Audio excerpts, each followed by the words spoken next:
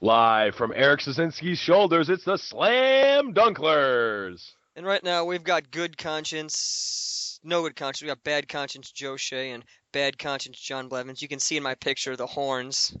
They're more like moose horns, but not devil horns. Um, we are the bad conscience here for you today. John lacking his mustache, I lacking my top hat. We're here to talk to you guys about Grand Prix Toronto and all that good stuff. So John, you want to like just lay out the basics about the little prerequisites of the trip, the hotel, and going up with the crew we picked and all that stuff. Sure. I was fortunate enough to have won a Grand Prix trial at Dave and Adams where they were giving out a hotel. So I had the hotel all paid for. Um, and yeah, we had a free hotel. Yep. So that was good. Good way to start it off. Had a good group of guys. It was me, you, Mike Ando, and Eric Szynski. It's Ando's Uh, first Grand Prix. Ando's first Grand Prix. He's 1 for 1 on day twos for Grand Prix, so that's pretty sweet. That's pretty Also, sweet. Big E said that this is his fifth consecutive day two for Grand Prix. That's I don't know if that's true or not, but honestly, considering the fact that Eric's just been on a tear lately, I wouldn't doubt it. Would not doubt it. So Yeah, yeah. so that was good. And yeah, it's a good thing and a bad thing. We didn't really have any snafus, getting there or getting back or I mean, anything like usually there's outside. always a train wreck There's or always something, but those things are what make the trip memorable a lot of the time. So, I mean, it was a good trip for sure, but there wasn't really a landmark mistake or horrible thing that usually happens with our trips that really made this one stick out. only three minor explosions. Yeah, but that's we're used to that. Yeah. So yeah, for anyone who's never been to a Grand Prix, we can try to give you the general idea of what goes on and all that stuff. So from my experience in general, when you go up, you travel like a Friday, Saturday, Sunday for a Grand Prix. Friday is just kind of like you're pumped, you're energetic, you're excited, just dying to get there.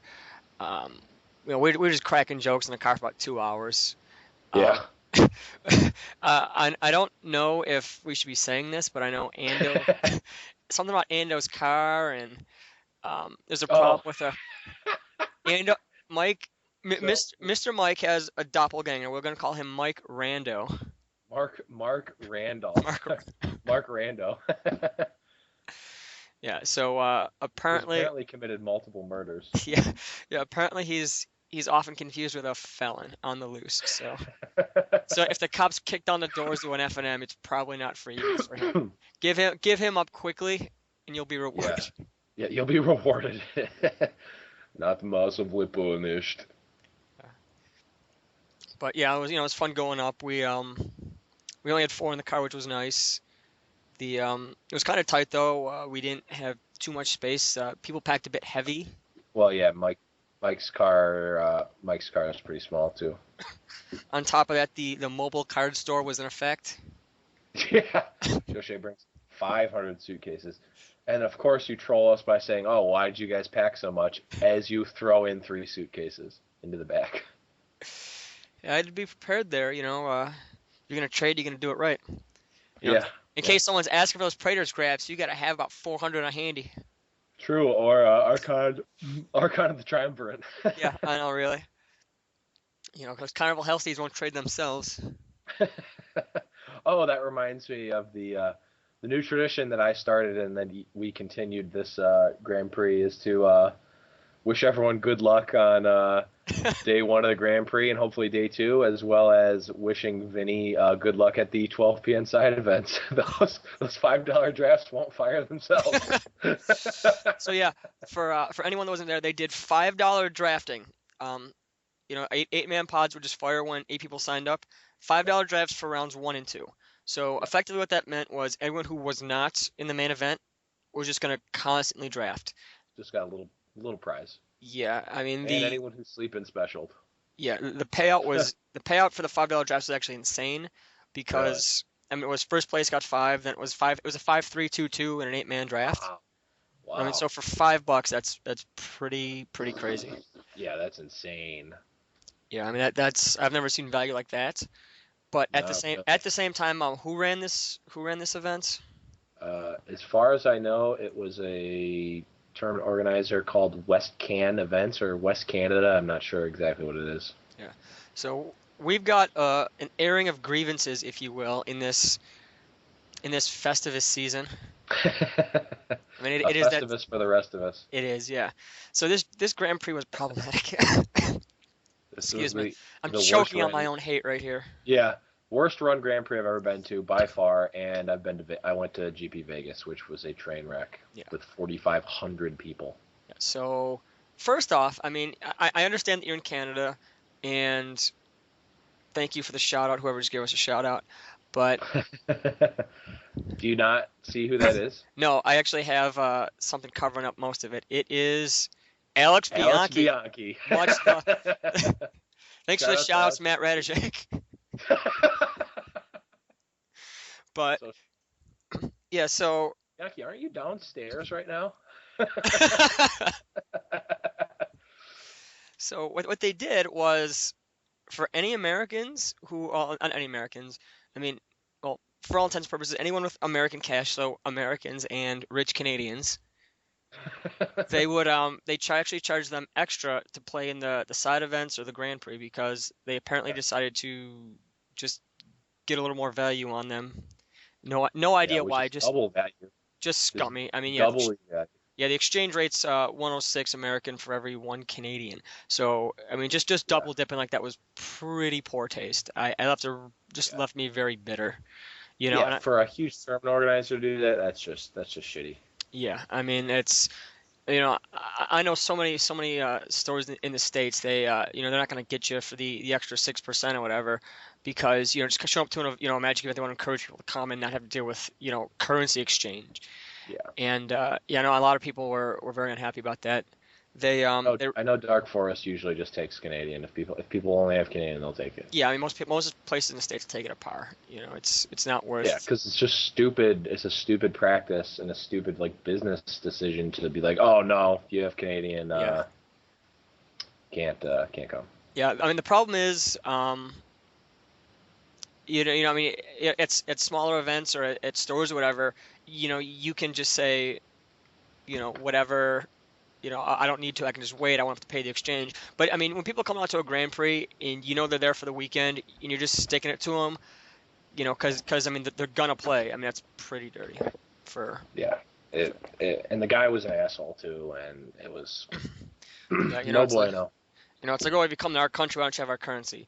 Yeah, he literally said that. I mean that's just insulting. I mean, Yeah, I mean I'm not one to, I mean I love insulting people, but I mean that's just bad taste. not as a business though. I mean not as a business, no. Yeah, and on Playmat. a somewhat related note, Yeah. West Can Events no longer does Grand Prix. Huh? Who would have thought? It was the last Grand Prix. Thankfully, I would never go to one of their events again anyway. So. No, I mean if they did run an event, I would actively go out of my way and use the major power that Joe Shea's voice has, which apparently is true, to make us think about it. But Yeah, they were terrible. yeah, so yeah, the event was supposed to start at like what 10 o'clock. Yes. Yeah, and I know Kai had the sleeping special. He showed up like during round one at like 1 o'clock. The event started literally 2 hours late. It was just a mess. They ran the playmats were I've got a little side rant because I love the playmats and this and that. So here's my question. I mean this is something that I really can't figure out. I mean I don't know how much it costs to make a playmat. I'm gonna guess. I mean, if you get them mass produced, like if you get a couple thousand made, if you get them done at like, say $2 a piece or something, and you give them away to the first 700, why don't you just say, playmats, you can get the playmat for $5 on top of your registration fee. Yeah. Just do that, and you're not making a huge amount of profit, but at the same time, you're not going to have people pissed off about that because I mean, if you limit the amount of playmats you have, all you're doing is giving the vendors something else to make money on. You know, Yeah, but I mean, they don't mind that. Like, they don't care as a tournament organizer, and they would rather have that than be left with 600 extra playmats when it's a playmat that people don't want. yeah. But I mean, at the same time, I mean, you're gonna go out the first 700 or something. So Hmm. I mean, if you get out the first 700 for free or whatever, just not giving out for free and just charging $5 to everyone else, you make 1,500 playmats, you're effectively breaking even, if not making money. I don't know. Yeah. I'm trying to think of an idea to make it work because I'm sick of, not being there immediately and getting a playmat. Or maybe give out playmats to, or I mean, you could use the extra playmats and just leverage it to side events. Like, hey, if you win a side event, you get another playmat. If I mean, In that might, in their defense, you could have just pre-regged like 3 months ago and guaranteed a playmat. true. I mean that is definitely true. I That's mean, probably the best way to do it. Is if it's based on what the timestamp of when you pre-reg, not when you get to the event, which is much better in my yeah. opinion. But But then it's just us procrastinators that wait till the last minute to yeah. So register. for all intents, I mean, I was on the fence of playing or not, whatever. But for all intents and purposes, the event was run poorly. Um, oh, Very. oh, the event site was awful. No water fountains Yep. anywhere. Not yeah. There was zero water fountains anywhere, and I searched the place. Yeah, just just dreadful. But I did, however, find a great secret bathroom. oh, also shout outs to Judge Rick. I know he's never gonna hear this, but he hooked me up with a bottle of water. Definitely needed. I was probably gonna pass out on Saturday, but he hooked me up with a bottle, so that was huge. Much love, but yeah, I digress. Not shout outs to the judge who got the judge question wrong. Oh, and shout outs to me for knowing the Shout outs correct to answer. John Blevins to The L negative one. yeah. Yeah, tell the story. I'm gonna do a little market research here for you. And Okay, so Joe and I are just walking around because this is day two and we didn't make it. We were just kind of walking around. I didn't really do anything on day two besides hang out. And we're just watching some random match. Joe points out that this guy has a better collection than him because he's got like a ton of stuff. And it, we're it just might, it's probably better than mine. okay. He has a comparable collection. And we're just watching his match, just hang out or whatever. And so his opponent does something, kills, just tries to destroy a shipwreck singer during his main phase. So the guy goes, okay, in response, I'll use his give all attacking creatures -1/-1 until end of turn, and then I'll regenerate it with Boon of Erebos. And the guy's like, okay. And I'm like, I wonder if this guy realizes that it doesn't do anything. Which, from the guy with the shipwreck singer's point, he might as well do that because his opponent might mess up, and if he doesn't need the mana, it's fine. So like, it's fine from that point. But then he you can tell he doesn't know what the actual interaction is because he calls a judge over to make sure that the right result happens. So a judge gets called over, and I'm like, I wonder if this judge is going to get this right because I know the answer. And a judge comes over. Apparently, you know who he is, but I have no idea. He apparently has some judge podcast or something. I don't know. I Judge don't know who he is. Cast North. Yes, Judge Cast North. yes, that is the Judge Oh, that's what it's Cast. called. Yes. Okay, Judge Cast North. So the one of the people on that show doesn't know the rules of Magic, and I do. So just saying. Uh, Get roll so level twos. okay, so the judge comes He's over and he Joe makes the Shea ruling. level. Exactly. He comes over, he makes the call, and the guy goes, so if I use Shipwreck Singer in the main phase, do his attacking creature, if he attacks, do his attacking creatures get -1/-1 this turn? He looks at the card, he looks at the creatures, he looks at Boon of Erebos, he goes, yeah, they would. And I go, uh-oh, wrong go. And none of them appealed. Neither player appealed. So I'm like, well, I don't really care about this match because I don't know anyone in the match, but I'm going to go over and talk to the head judge just to make sure. For the So I went over to the head Rubbins. judge. For the Rubbins. Go over to the head judge. Head judge, we say, hey, we have a judge rule. We have a judge question. He goes, there's plenty of judges here. And I go, yeah, but one of them just got a ruling wrong, or we think so. I mean, I was pretty sure, but I wasn't 100% sure. So he looks up the ruling and he's like, yeah, you're right. That judge is wrong.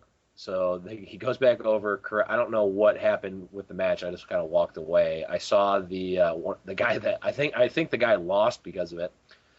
He looked kind of pissed. I mean, it was neither of the players' faults because they just didn't know, and they asked the judge, and the judge was wrong. So, I mean, what are you going to do there? Yeah, and But what I thought was crazy was the judge, he walked over to another judge to double check, and the yeah, so two other judges were wrong. judge, yeah, and I thought that was pretty crazy. And you know how bad it's got to burn. Just it has to sting to the very far reaches of their soul to be corrected by Snidely Whiplash and the Cat in a Hat. Yeah. Yep. Just the king of the rubbins right there. The absolute worst rubbins. Yep. And then I get massively punished by having my binder stolen. So Get rolled. Yes. Lucas says that Blevins L2 before Joe Shea. It's gonna happen. I called this years ago. Yep. I called this years ago. Guaranteed. I'm gonna become an L2 before Joe does, and I'm L-1 right now. Not even an L0. So we have a special feature. I don't know if any of you guys had seen the top 8, but I actually was in the top 8. So John, can you play that recording of the top 8 draft pod? Yeah, let me get the. Hold on. Talk about something. Do another topic real quick. I'm gonna get a picture for this segment. Yeah. So, in general, I thought that the Canadians they did do a couple things right. They the people I traded with were very friendly and they were fun and we had a good time. People loved the hat. People that knew me, previously from previous times, they talked about, hey, I remember you the hat, and we just hung out and talked. It was really cool. I know they like John's mustache, so their fashion sense is clearly awful, just like ours. The French Canadians loved the mustache. It was awesome. I should have went all in with the hot denim on denim action. That was my mistake. I think Craig Wesco owns that look, so I don't know if he'd be able to. Yeah. Oh man, I found the perfect picture for this too. It's not loading though. Here we go. Okay. Yeah. Oh, someone who liked the mustache that I think also liked you. Dragon Chick. Yes. We will talk about Dragon Chick later. Okay. Hold on, just give me more minutes. Yeah. So that happened, and we'll talk about Dragon Chick later. But I know there were some people who played at the event. They didn't day 2, but they had some good runs. I think I'm pretty sure it was Jividin, John Jividin, Dan Stella. They did pretty well. I didn't follow them too much. So a lot of people from Buffalo. I know they're solid players. Their polls might not have been the greatest. They were going pretty far though, so that was good. Also, Toronto kid Tyler Nightingale. I met him at PTQ 1 damage off Confidant, and I talked to him there. Okay. So whenever you're ready for the next segment. Yeah. So I talked to him, and I've talked to him every other event and things like that. So it's been hey, how you doing, this and that, and what's actually playing, what are you building? So that was definitely it was nice to see him do well because I don't know him that well, but someone you kind of know, when he does well, you're rooting for him. So good luck to him and his future things. Hopefully see you at another event. So yeah, and that's how you build connections at Magic events. Exactly. Multiple times. Yeah. Yeah, I mean, etc. Yeah, I mean, if he says, okay, hey, I'm playing this event, can I borrow a card or two? Yeah, I'd probably hook him up with a card or two. So I mean, nothing too expensive, but at the same time, you can make it work. I mean, it's good to meet people and become part of the the international community. Yep. So let's get the Joe Shea top 8 draft going. Quick thing. Ben asked, what did I have in my binder? I'm just going to conservatively estimate like $400-ish worth of random cards. In 3 actual quarters. In 3 actual quarters, so like $400.75 worth of cards and a monster binder. But yeah, so we've got the draft, the top 8 draft viewer, or the coverage from it. They didn't show coverage on Twitch for some reason, but we were there and we got a recording of it, and we've got Rich Hagon here, so let's get him on the line. And there he is. All right, so here's a clip. Actually, So can't see here him. we are at the top 8 of GP Toronto. Joe Shea has been overwhelmingly voted as the person we're going to watch in the draft viewer. Let's take a look at what Joe picks here.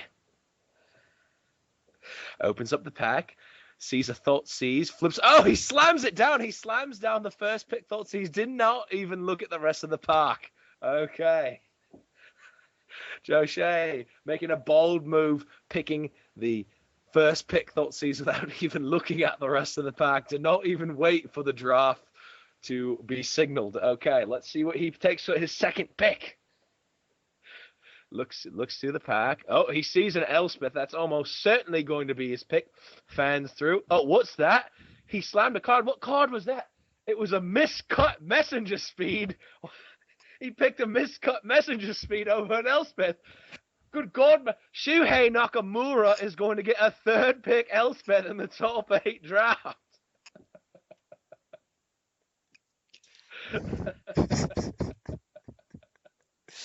I think we'll check back in on the draft cast in a little bit, but yeah, it's how it started out. That's how the first 2 picks of the top 8 draft. The first 2 picks of the top 8 draft for Joe Shea, who did in fact top 8 GP Toronto. So yeah, speaking of people who were there, the pros, we got a hold of some pros. We did our classic dunkling on them. Yep. We were just kind of sitting there. John DeWias had cracked a pretty decent pool, right? Yeah. What did he say? He was gonna just called just snap. He called the shot 9-0. He called the 9-0. Yeah, I'm pretty sure he was literally back home by noon. Yeah, he was back home before Vinny was.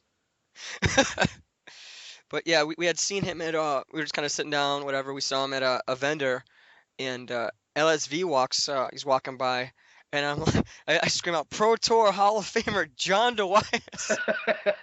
LSV gives me a dirty look. I was like, "Yeah, I earned that one." It's like, who's this scrub in the hat? Hope he dies. Hope he dies.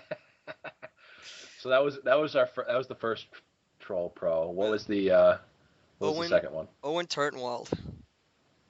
What happened with him? Day two. Props to all the guys who day two'd.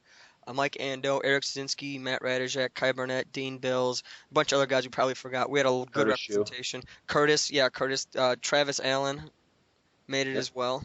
Yeah, we had a good representation there. But Lenny Larada, though, he didn't show up.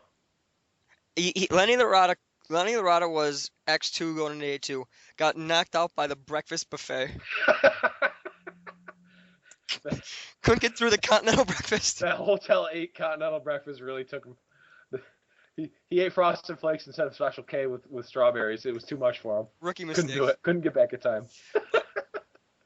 Yeah, so Turtenwald's playing against Eric, and it's kind of walk by. I'm just like seeing what's up, and then done with game 1, and I'm like yeah, look at this guy, got a PTQ top 8 playmat.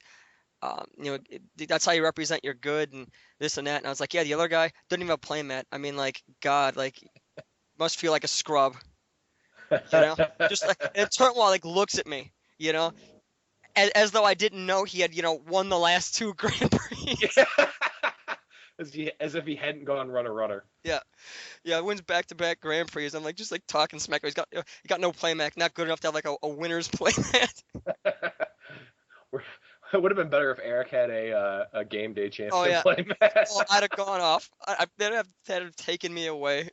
The judge would have had to escort me away from that table. Yep. And then we had the All-Star, the championship. You missed the Sam Black one. Oh God. Yeah. So Blevins and I, after we had corrected the judge, we were talking about how great the event was going and this and that, and we're just like walking back to I don't know, go get Stella or something. Back to the group or something. Yeah. And then I was like, yeah, this event is going just really well. All I gotta do is find some chick to hang out with. And I'm like, hey Sam Black, what are you doing later on? As I walk right by him. Right by. Just did miss a beat. 3 for 3 on trolling the pros. Yeah. Then we got the hat trick, but we're like, no, we're going Dunkler style Go here. big. Going big. We're not going home yet. We're here for day 2. So Ando, was it Ando? Yeah, he's playing. He got Curse of the Swine. That was Jiven that got Oh, it's cursed. This Jiven. Yeah, Jiven had Curse of the Swine. Whatever, one of them guys. Jiven got Curse of the Swine. I said, hey, let me get some of those tokens. It's like, hey, let me get that. Let me get that Sharpie. And he looks at me and he's like, I know you're gonna just take these and not give them back. Still have him looking at him right now. Yeah, which is 100% true. Yeah, he got his Sharpie back, I think. Probably not. I highly doubt it. Yeah. So we walk up. I walk up to Tom Martell, and I say, "Hey, I hand him a board token. Can you swine this for me?" He gives me a look. I look at his girlfriend. I was like, "Yeah, see, it's a pun. I don't think he gets it." She's like, "I got it." Clearly didn't get it. No. Literally. She's also an emotionless robot. Yep. So, you probably got more out of her than he's ever gotten. Yeah. Hey-o! So my plan is to next time, if I see him in another event soon, hopefully, I'm gonna walk up again and do it and be like, "Hey, can you swine this for me?" And be like, because you're fat and sweaty.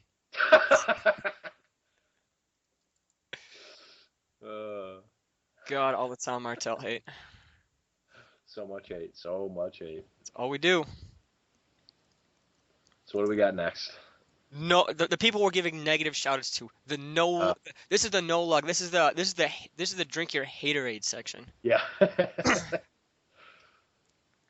So, we got some no love to Joe Steet, as always. He did something wrong. I don't know. I forget. I don't remember what it was, but he got a negative shout out for something. Yeah, he got negative for something.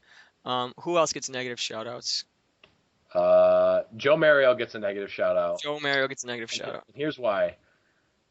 Joe Mario. Oh, wait a second. Props to Lucas CL for his top 64-ish finish. Just remember. I just remembered that. He's not listening. He's clearly not listening. He's too busy being successful at life. Yeah, doing real things, not watching the podcast. Nope. So, Joe Mario, the past month or so, has been just obsessing over Zach Stella. He's been training for all the Colossus of Sardinia. He wants True Name Nemesis. He creepily adds Zach Stella on Facebook. What a fanboy! Obsessing, fanboying over him to no end. Last Wednesday, before the GP, Zach Stella is literally in Dark Forest to draft on Wednesday. Joe Marcello at the Sabres game instead. Doesn't get to see Zach Stella at all. It would be like any other Magic player hanging out with Reed Duke and just bailing on it. Yeah. Having the chance to shout outs to Lucas Labuta's best friend, Reed Duke. Also shout outs to Lucas Labuta. Half shout outs. He's in the stream right now. I don't care. He gets a half shout out because he has not confirmed that Reed Duke will be on the podcast. Clearly never going to happen. I don't want Lucas to think that I'm delusional enough to think it'll actually happen. I'm just kind of half trolling him. So what else? What do we got? Oh, hold on. What? Dan Stella says he was registered as Joe Steele in the GP. No. I'm assuming he's talking about Joe Steele, and he was registered as Joe Steele. He has to have an alias. He's got to have an alias because of all the nefarious deeds he does. But we got to talk about Dan Stella's brother. Seemed rather solid, decent dude. He was the featured artist of Grand Prix Toronto. Did the art of the playmat, did the art of Colossus and True Name Nemesis, which is just completely screwing up modern. Legacy. Like that card is just insane in Legacy right now. Yep. But how about we ran into a Mr. Texas, aka Joe Wilson.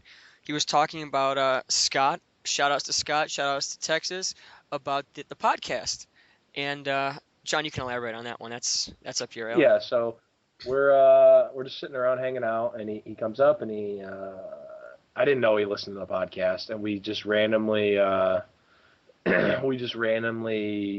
mentioned the podcast, and he goes, "Yeah, I listened to your guys' latest podcast, I listened to the whole hour and a half because I do some overnight Overnight job. job. Yeah. Yeah, and you guys didn't talk about Magic even once. I'm thinking like, well, no. He's like, no, you didn't mention Magic the game even one single time. He's like, it's not the word. It's not that bad. I don't mind that you don't talk about Magic, but you guys are kind of like the league for Magic. You're loosely based on it, but you rarely ever actually talk about it. And I'm like, that's not half bad. That's Yeah. not half bad. Yeah, I mean, because if you go looking on the internet for podcasts about how to be a better player and things like that, I mean, why are you gonna listen Right. to us? Anyone Like, can find that. yeah, Yeah, I mean, that's not why you're coming here. if you just want like the humor and the trolling and all that stuff, you come to us. That's what we do. Yeah. Yeah. So, yes, there was this girl on Saturday, the Dragon Lady. Yep. So I randomly ended up like trading to her, and she just collects like dragons, like every dragon, every edition, foil, non-foil, all that stuff. Every single one. Like Even honorary dragons like Nicol Bolas the Planeswalker. yes, though negative shout outs for not having Mutavault, the best dragon in Standard. That's true. I told her that. I'm like, do you know what the best dragon in Standard is? And she's like, probably Stormbreath. Stormbreath Dragon. I go, nope, Mutavault. And she's like, what? It's not a dragon. I'm like, yeah, Mutavault's a dragon. She's like, Mutavault's good, but Mutavault's not a dragon. I go, you just don't. You've just never read Mutavault before. It turns Nope. into every creature type. I was so disappointed. I know. Co- So disappointed. Cost points dropped her down from the rating system. Oh, there was some other side note. There was some other Mutavault troll. Oh, what was it? It was because you know how I always ask all these trivia questions, and every single time the answer is Mutavault. Like, what's the best troll in Standard Mutavault? What's the best dragon in Standard Mutavault? How do you attack with the turn? How do you attack with an Eldrazi on turn 2 in Standard Mutavault? And there was some trivia question that had nothing to do with creature types, but the answer was still Mutavault. Oh, I don't remember what it was. I sent it to Jivanin, and I'm like, what card does this in Standard? And he's like, and then you just see the light bulb go on. He's like, Mutavault, I got it, Mutavault, it's Mutavault. And I'm like, yep, it's always Mutavault. But the story is completely useless because I don't remember what it was. Yep. Would have been hilarious. Would have been absolutely hilarious. Is not even close to remotely worth anyone's time because I forgot the story. Yeah. So, yeah, we really are like the league. We really are. Yeah. So, In that we're probably going to be canceled next season. no, that's the plan. But yes, so on top of that, yeah, the Dragon Lady existed. It was actually kind of cool to hang out with and talk to. A lot of people just hanging out and talking to were really cool. That's kind of why I like trading. You just kind of sit around, talk, laugh, all that stuff. Yep. Let's see, what else we got? Let's see, we got... Oh, we can talk about Kai's heartbreaking win and loss in the last... We're not even there yet. Oh, okay. So I'm no expert. I mean, I'm a at par, I guess, judge, but I am an expert on deck lists, and we had 2 deck list errors.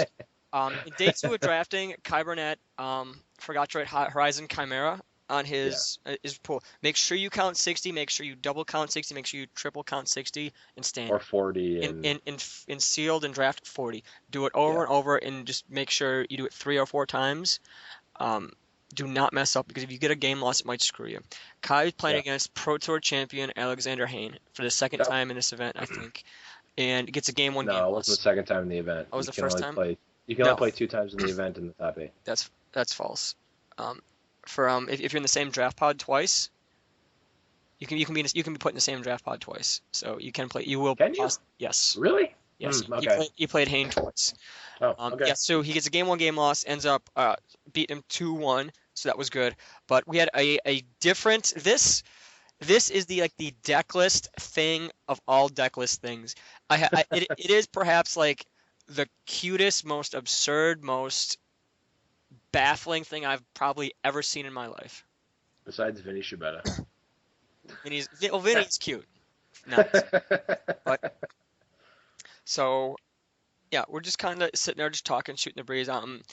Busy making a trade. I got there. It was like a Sunday, and in general, Sundays are not so great for trading because a lot of people, who don't plan on day two, they just go for the day and then just don't come back Sunday. They get the hotel for Friday and leave on Saturday after the event, and they'll grab another day hotel if they day two. So trading was weak, so I was kind of shooting the breeze with someone. Made some big trades on Sunday, which was cool. But so I look over and I see a deck list, and Jamie from Collectors has getting ready for the Sunday Super Series Standard. And I look over and just looking at the deck, seeing what she's playing, and I see 12 green lands, 8 red lands. Not forest, not mountains, green lands, red lands. I don't even know what to say. Yeah, I was dumbfounded when this happened. She was just like, yeah, that's what they are. They're green lands. I'm like, why do you think this is acceptable? It's like, I think that's true. That's not even true. Lands are not colored. Yes. They're colorless. I mean, it's there is some truth value. That they produce green, but no, that it's unacceptable. Yeah. Also, Bianchi brings up an interesting side or a very important side point. Shout outs to Canadian Nicki Minaj.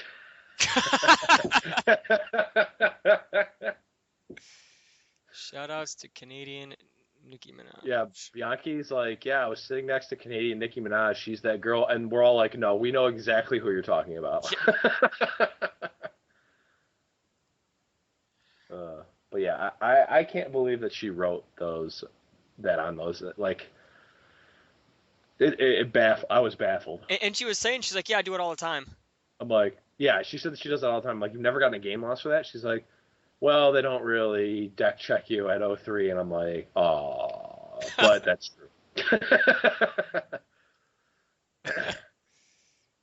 But no, she was doing pretty well last time I checked. I don't know how she ended up finishing, but she was like 3-0 or something at some point. Yeah, also, we had rumors that Vinny Shibata was 6-0. Oh, so Joe Steet. That's what it was. That's what it was. Yep. Yep. Joe Steet came over. Negative shout outs. 35 negative shout outs and 5,000 to be claimed later. Yeah. Joe Steet comes over and tells us, he goes, guess who's 6-0? I'm like, Kai? And he's like, well, yeah, but guess who else is 6-0? Well, like, yeah. I don't know. He goes, Vinny Shibata. And Joe Shea and I just look at each other, and this just like coldness just runs straight to our hearts. Like, if Vinny day twos, I don't know what I'm gonna do. And then you're like, yeah, and what if he top 8? And I'm like, no, don't say that. Don't say that. It's not. We're not over. We're not dead yet. We don't have to think about that. I spent all this time building a collection. I don't have to burn it before I kill myself. I didn't want, and then have me jump on the fire afterwards. Was not willing to deal with that, but it turns out he was 4-2 and then lost in the next round. So I don't even know where that came from. Shout outs, major props to whoever knocked him out of the event. You'll get a shout out to Dunklers, whatever. It was probably her. Yeah, if Canadian Minaj adds us on Facebook, I will send her something. Yes. Don't know what. Sign something or other, but yeah, we could do that. But yeah. Yes, I've got a little comment about trading. My little soapbox rant. Trading was pretty good, fun. I had a good time, but 2 little things bothered me. If I go through your bind, if you have a small binder, like the small kind of starter binders, and I say, yeah, I see this card with $5, and that's what I want. Please do not spend 20 minutes going through my multiple binders trying to find a card to make it work. It's so annoying. It's like, my God. See, I want that one supreme verdict, but I don't want to waste an hour trying to trade for it. Yeah. That's just brutal. If the guy sees something small, just tell him what you're looking for. Maybe he can find it for you quicker. Yeah. And there's another thing. It happens. If you're not like an inexperienced trader, new to Magic, whatever. You're making that mistake. Not a problem. It's frustrating, but I'll deal. But I had something happen to me that just really, really sent me off the wall. I was trading with this guy. It was like this guy and his girl. They were, trading together, whatever. So, we're trading. She, they're, she seems more, aware of what magic cards are good and things like that. So she pulls out this card, pulls out a card, pulls out another card, pulls another card, and I tell him the prices. I'm like, oh, they're listed in my binder by Star City price. Looks at a card and he says, oh, I thought it was this much, like $3 less. Looks it up. Oh, I'm wrong. It's actually the price you had. Okay, that's fine. Looks in the second card. Oh, it's $6. No, I think it's 4. He looks it up again. It's 6. Boom. Looks at the next card. Yeah, it's a $3 card. You sure it's 3? I think it's 2. Looks that one up. Oops, that's 3. So, like, seriously, like, you can look up every card. Like, if I'm right on the first 5 cards, and you think we're off by $1 on the 6th one, like, why would you think I'm trying to get you on that $1 on that one card? Yes, Yeah. I put it in there solely to get you on that one card because I knew you're gonna be It's a long here. con, man. It's a long con. Yeah, really the long con. Yeah, just brutal. So yeah, I'm gonna take a little break here. Let's fire up some more audio of the Joe Shea draft pod. Do I have any more audio of the Joe Shea draft pod? I was in the finals. That's right. That's right. All right, let's see if we can get Rich back. Hello, everyone, and welcome to the finals of GP Toronto. It is Joe Shea versus Shuhei Nakamura. We're in the final concluding turns of the Grand Prix. Nakamura in a commanding position. Joe Shea's got about 1 turn left. Nakamura at a low life total. Joe Shea has nothing on board. He's got a big threat in hand, but there's not much he can do. It looks like he's going to lose, and the champion will be the Pro Tour Hall of Famer, Shuhei Nakamura. Let's see what Joe Shea has to draw. Draws a card. What is that? It's the miscut. It's the miscut. Messenger speed. He gives his creature haste and trample. Nakamura can't block. Joe Shea wins the Grand Prix with the miscut messenger speed that he picked over an Elspeth. Back on pick 2.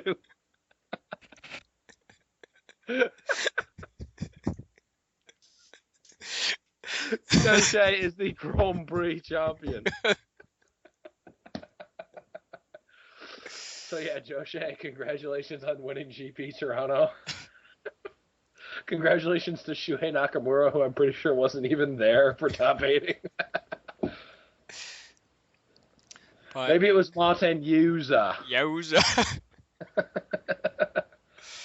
But yeah, I mean, a lot of guys did really well, so that was cool. I know Kai played several pros several times. Eric played Huey Jensen and and he played Turtenwald. Yeah, so as a pretty solid pros these guys are playing. So definitely the Buffalo crew is doing really well, and we hope to have it continue on the future. And we're going to keep working to do so. So if you want to become part of the awesomeness, and help out and do all that stuff, let us know. We'll try to help you out, get you better.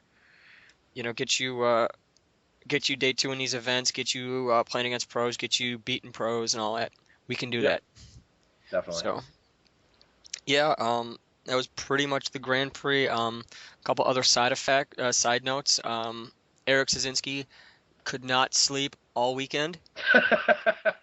There were 2 beds. Eric and I shared a bed, and then Blevins and Ando shared a bed. I got no sleep all weekend because Eric literally tossed and turned for hours and hours and hours straight. I don't know how we could have focused on the event. GP Night Terrors. GP Night Terrors.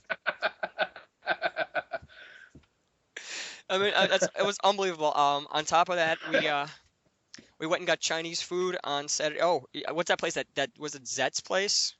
Zets, I don't know. Kai said that food was amazing. So yeah, so we gotta hit it up next time if it happens. But yeah, we went to a Chinese food that was literally the Chinese restaurant was right next to a vet. Was right next to a veterinarian, yeah. So glad that I don't eat meat. So sketch. A little bit, but yeah, avoid Chinese food. No, especially no, no. avoid it when you. No, just go all in. We're all in at this point. No, my friend put it best. He goes, if this Chinese food is cat, when I get home, I'm frying up Fluffy. Like, there's no better way to put it. Because you know what? Who cares? I don't. Slightly awkward, but we'll go with it. We'll go. Um, We'll run with it. negative shout outs to Mike Ando, to John Blevins, and Eric Szynski. We got lost about 4 times. Like, the hotel was about 5 minutes from the event site. Shout outs to Vince for taking care of all that. So, yes, 5 minutes from the event site. Getting there, no problem. Getting back, we got lost every single time. Despite the fact we had a GPS. I bring the GPS to not have this happen. We're on our way to Toronto. I just unbelievable. Don't know how it happened. The GPS wouldn't say anything. We'd be like, oh, we just turned left here because we can see the hotel. And it's like, okay, we turned left. Randomly turns into a highway. We're veered off like 15 miles. That's how moths die going into the bud sap. They see the light and they're like, oh, let's go into the light. Bzz. Let's go into the candle. Yeah. Oh man. So I know the stream's a little bit delayed, but if you guys have any last minute questions, we should put them in the chat. We'll answer them. If not, we'll probably conclude. Yeah. We got some decent numbers today. Yeah, I'm gonna we'll just talk for a few minutes, let the questions pour in if there are. I'm pretty sure that the consensus is that blue is just amazing in sealed and draft. Yeah, absolutely. Just blue and black are the most interactive colors in this format, and that's really where you want to be. Yeah. Green has a lot of the stronger commons, and it has some interaction, and it's got a lot of powerful spells, but besides like time to feed and like some of the artifact enchantment removal, you don't really have a ton of ways to interact. It pairs very nicely with blue, and it pairs very nicely with black. But on its own, it's not that stellar. And with like something like red, it's really not that good. It's decent with white, but that's more of a theme deck, like a heroic deck or like a really aggressive green-white deck. But my highest win percentage in drafts and sealed has been with some combination of blue-black by a pretty wide margin, I think. Yeah. The removal, the combat tricks like the Boon of Erebos, Triton tactics, being able to leverage those cards into more card advantage in this format is extremely good. Using even the Sip of Hemlocks and Lash of the Whips of the format, those they go a long way. They go a long way, and in other formats they would probably be not that good, but in this one they're extremely good. The sad part is that this format kind of doesn't matter anymore. PTQ season's over. I don't think there's any more limited Grand Prix that are just Theros. There might be, but I mean, they're not around here if there are. Yeah. Born of the Gods will add a whole new dimension to the format, I think. Yeah. On top of that, upcoming events, I know there's not so many, bigger events coming up. There's a couple local. I know there's a Dark Forest qualifier event on Saturday. Oh, that's right. Standard. The Dark Forest Western New York Standard Championship Series qualifier is on Saturday Standard. Yes. And on Sunday, Collectors Inn's having their 1-year anniversary tournament. Shout outs to guys at Collectors for, shout outs to Joe for taking it over from Jim. Shout outs to Jim. Jim is awesome. Joe, who 100% not listening. If he's listening, he's literally trying to find a way to just destroy it all. Yeah. Yeah. So yeah, beyond that, that's another standard event. So time for standard. Bring your decks. Check out the forest. Check out Collectors, and hope that you guys have a good time, enjoy, and win all the good stuff going on. We got a question from who is that? Gigapone, Ben. Ben. He says, what do you think will happen with Xenagos in the next set? The pick of him shows him becoming a god. Do you think he will change from a planeswalker to a god? I don't really keep up with the lore at all, but from what I've read in like the player handbook, I think he becomes a god or strives to become a god or something. Yeah, that is correct. I'm not sure if it's going to be in the next set or in the third set, Journey to Nyx, but I'm pretty sure he will become a god, and I'm not sure what his abilities are going to be. I'm not. A interesting question is going to be how gods are going to become creatures if they're multicolored. Yeah. Because devotion is something that triggers at 5. Hmm. That's just the way it's hard coded, I believe. I'd have to look it up, but I'm not going to right now because I'm lazy. But yeah, true. I mean, I don't know how it's gonna work with the multicolored gods. It should be interesting. Maybe then I have no idea. But Yeah, I don't have the slightest idea how they're going to do the new god mechanics. yeah, I mean I mean, it's they can kind of really do anything. The devotion isn't hardwired to anything. The gods themselves say if your devotion to X is less than it 5, says it's less not than 5. devotion. Okay. Oh, so Yeah, that's fine. it's not a keyword on the gods, no. Okay, yeah, I mean devotion. Yeah, they could just have devotion 8 or 6 or something like that. But Hmm. um, yeah, 'cause I know it's kind of interesting because Ob from Zendikar was a planeswalker that lost his spark, and I'm not sure the transformation will work from a planeswalker to a god. Should be interesting. Is I'm that an kind of upgrade or downgrade? yeah, I'm not sure. I Um, have no idea. but I do enjoy like the lower part as much as I can. The problem is I don't read the books. I don't have the books, but I'll kind of like just wiki it up and just kind of like wiki bounce around and just get some story things. But it should be interesting.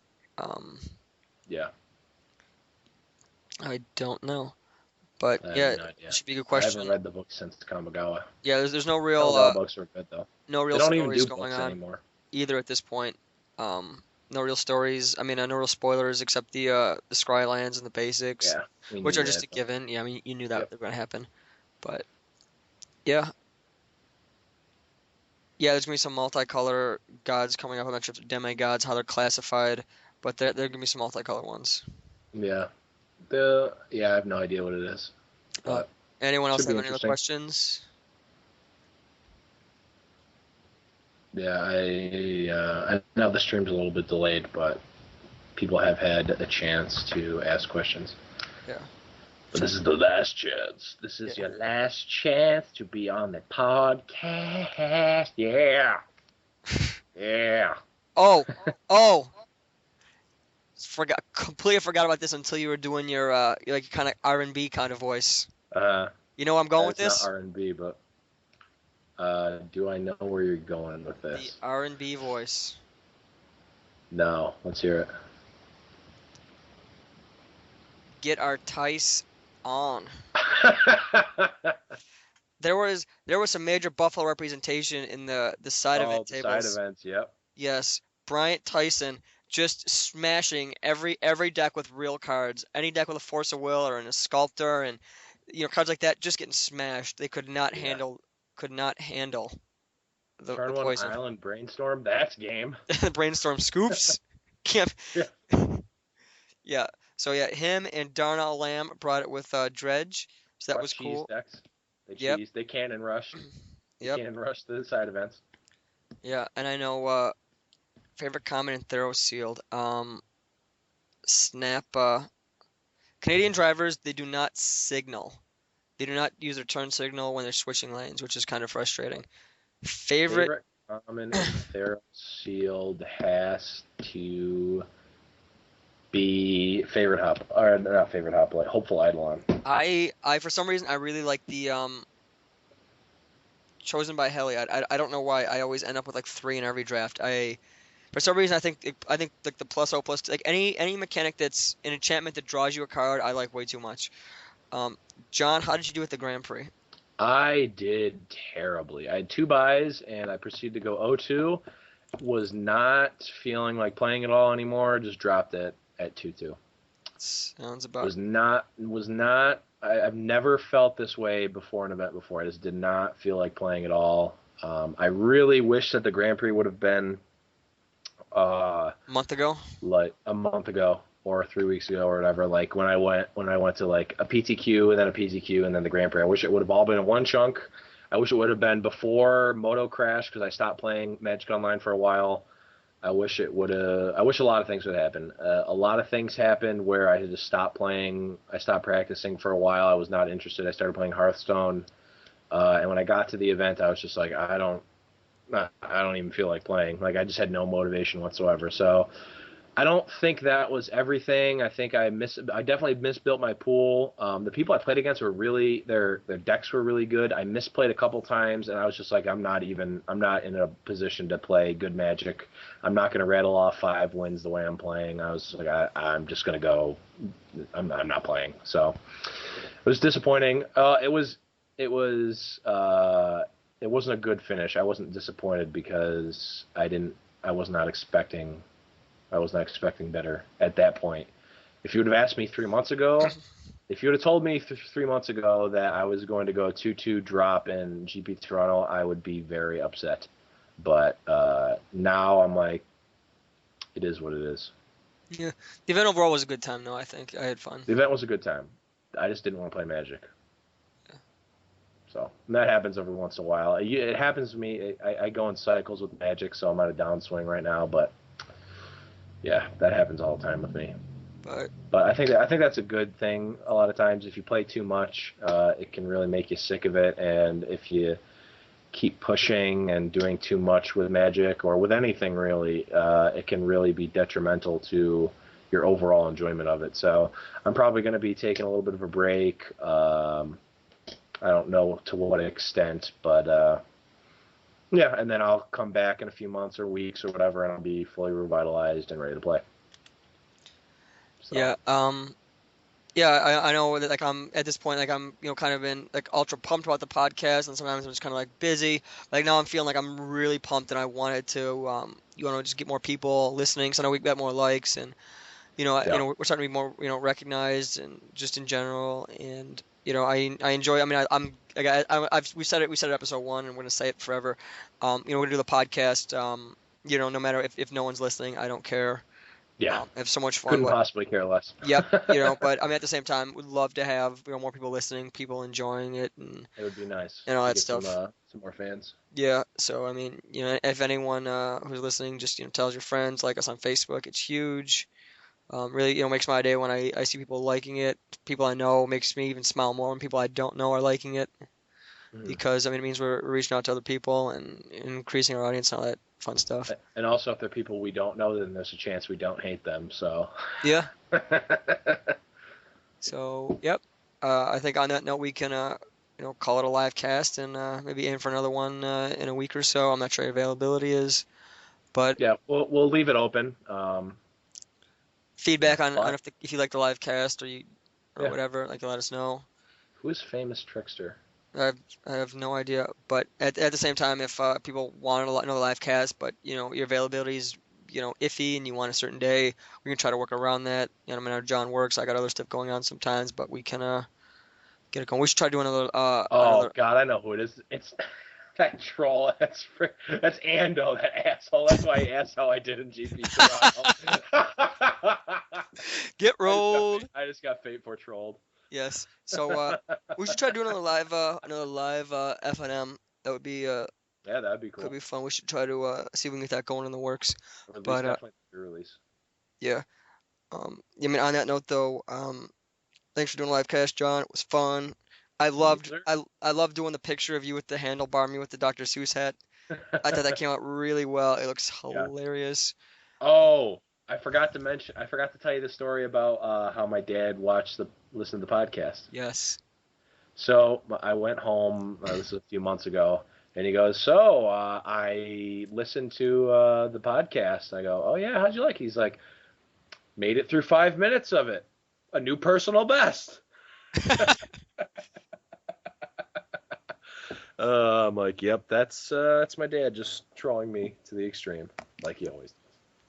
But yep, everyone who's listening, thanks for checking us out and for watching. Share the stream if you can. Share the podcast if you can. Like us on Facebook, etc., etc. Facebook.com/the Dunklers. We the more Facebook likes we get, the more people who share the live cast and things like that. It makes it easier for us. And if our numbers get up, we can try to start giving away some interesting cards, fun cards, maybe some valuable cards. Nothing too valuable, but you never know. Try to figure something out. But again, thanks for listening. Thanks for checking us out, and we will catch you next time. Later. See ya.